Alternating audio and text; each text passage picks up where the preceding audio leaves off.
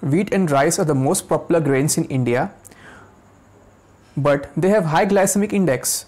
White rice is devoid of any nutrition due to its bran layer removed, which is actually a very good source of niacin or vitamin B3.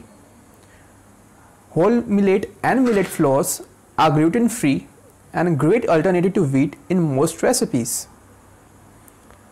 Millets are grown in low rainfall or dry arid areas with low rainfall, hence good for sustainable agriculture. Millets are nutritionally comparable to major cereals and serve as a good source of protein, B vitamins and phytochemicals, hence they are also called as super cereals.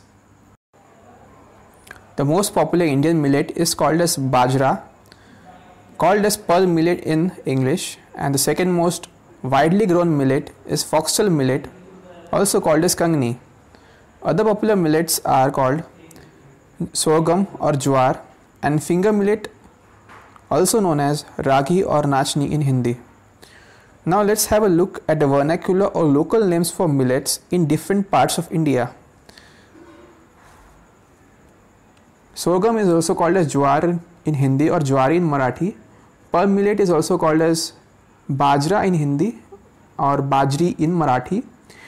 Finger millet is also called mandua in Hindi, ragi in Kannada, while it is called as nachni in Marathi.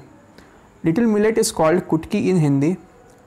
Kodo millet is called kodo in Hindi. Foxtail millet is called as kangni in Hindi. Barnyard millet is called sanwa in Hindi. Proso millet is called barre in Hindi. Why millets are superior to cereals? That is because they are complex carbohydrates or polysaccharides. Complex carbs are a very good source of dietary fiber, and dietary fiber helps to prevent constipation, prevent duodenal ulcers or stomach ulcers, prevents the formation of gallstones. They also have low glycemic index of 54 to 68, which is good for diabetes as it releases glucose in the blood slowly. Millets also help in lowering blood cholesterol and triglycerides, thus very good for atherosclerotic and CVD patients. Now let's see how dietary fiber in various types of millet affect the health.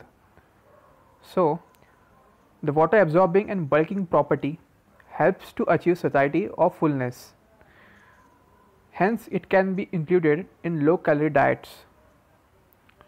Sorghum or jowar and finger millet or ragi decrease the risk of IBD or inflammatory bowel disease due to increased transit time of food in the gut. Pearl millet or bajra, sorghum or jowar and finger millet have hypocholesterolemic activity, that is, they help bind bile salts that reduces blood cholesterol levels. Sorghum, pearl millet and finger millet retards carbs absorption and impaired glucose tolerance for the management of diabetes. Sorghum is a detoxifying agent as it helps to bind toxic metals. This is due to the high phytic acid content of sorghum or jowar. Proso millet and foxtail millet can impair the absorption of calcium, magnesium, zinc, iron, thus reducing their bioavailability.